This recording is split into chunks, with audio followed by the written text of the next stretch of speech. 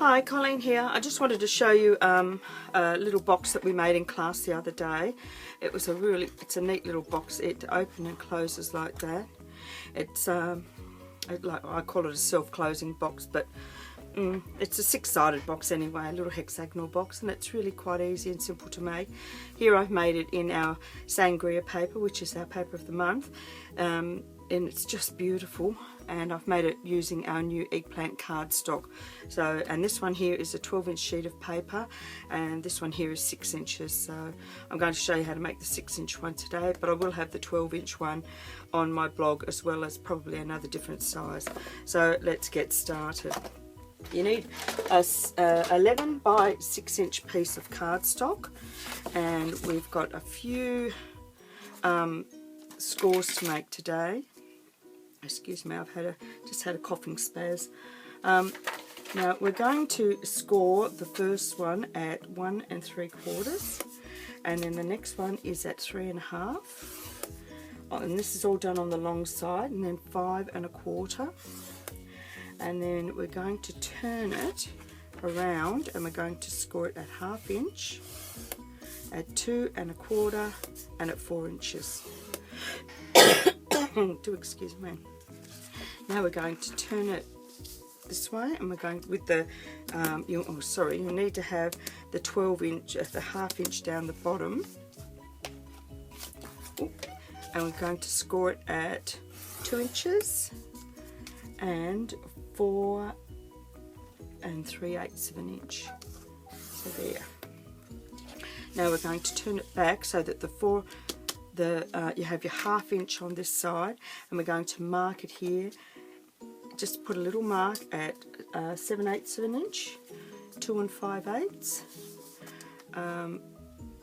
What was the next one? 1 3/8, and 6 1/8. And then we're going to flip it over so that we can keep it at the top. And the next one is going to be 1 3/8, and then 3 1/8. So that's all our little marks. Okay, so now we can remove our scoreboard.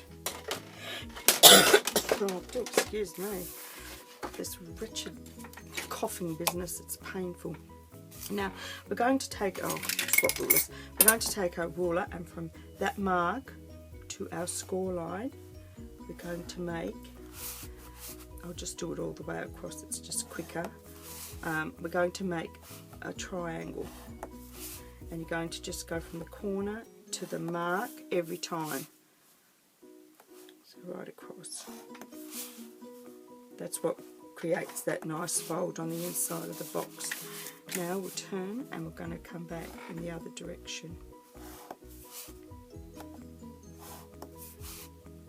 So it's a little bit more involved than what we usually do, but it is a lovely little box when it's finished. And like I said, making it in different sizes. The first one I showed you, that's made using our Georgie paper, and that is juniper, which I think looks lovely together. So let's get crack-a-lackin'. Now we'll fold and burnish these score lines, the top and the bottom. But before I fold through, I'm going to remove this small bottom section here. Just cut that away. Remove that completely. Now we're just going to cut up every one of these lines. Right up to there. And we're going to fold all the other lines. Right.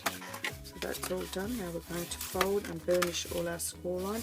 You don't really need to notch on this box, because those of the way it comes together at the bottom. So, and then our little one. Now before I put it together, I always like to give these pieces a little fold too. They're not the easiest, but it does make it easier when you come to do the box at the end. Just sort of pinch them in as you go along. Ooh.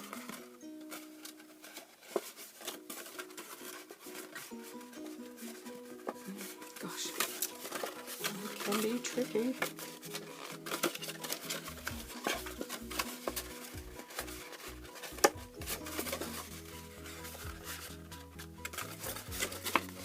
So you just want to just give them that little bit of a fold. It will make all the difference later on.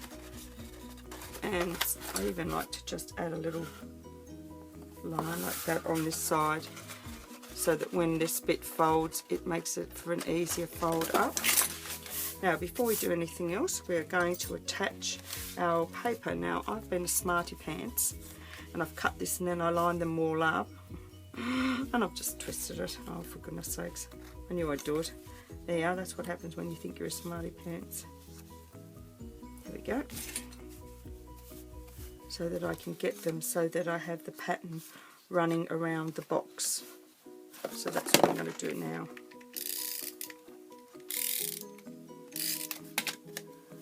So onto each square. Now our pattern pieces measure, wait till I turn the paper over. Our pattern pieces measure 2 1/4 inches by, so that's 2 1/4 by 1 5/8 of an inch.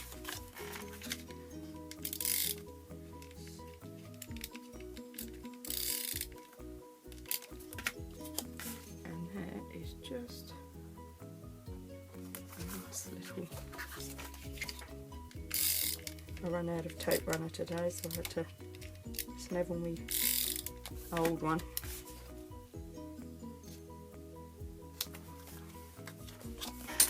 So you can see how the pattern is following itself around. I did the same thing on the large one. I don't know if you can see that, how the pattern almost follows except where it joins, but everywhere else it sort of follows on.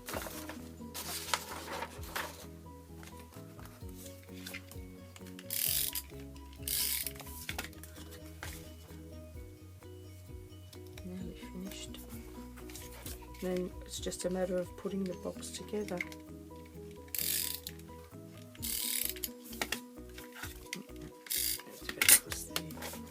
There we go. So that's all our paper on. So it just, oh, goodness gracious, it just has a small edge around it, the paper. So that's it there. Now we'll fold it over. Oh no, before I do that, I will grab my tape. Now I found this big tearing tape from Spotlight the other day, and it's just very handy because I ran out of liquid glass too. Such a shame to order some more. So what we're going to do now is just peel off that piece, fold everything over. There's our box almost complete. Now what I'm going to do is take the ruler and my stylus. I'm just going to put a mark at 1 inch through 3 of the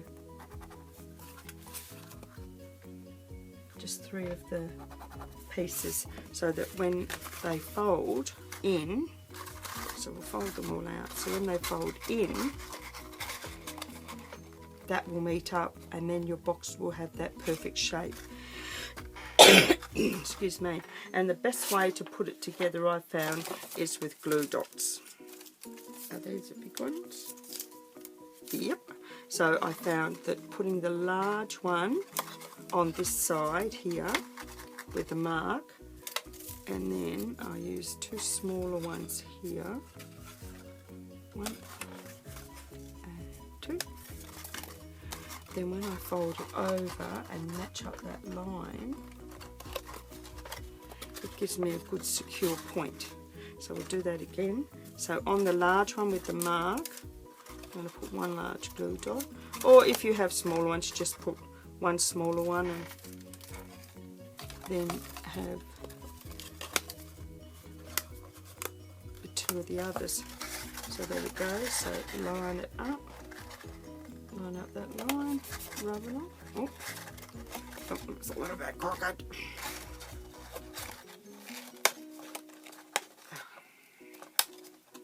Be forgiving, please. Thank you, box.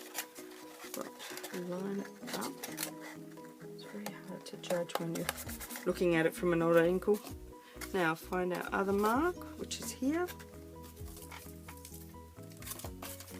Another big glue dot on the back side of it, so that folds over. And then 1, 2 on this side. Fold that over so they, oh gosh, there we are. So that's our box all done. You give it a press down inside, but that's the box bottom finished. Now you're going to push the points in. So the point of the triangle is going to go in and the other pieces are going to come out. Give this just a little bit of a fold there. It does seem to take forever, but it really does work. And then once you've got it like that, you gently push and it fits in like that. So it's a really super easy little box. When you want to open it, you just open it up and fill it with your goodies and then just push it back down again, and that's how you make this little box. I think it's quite a nice little box. You can fit quite a bit in it.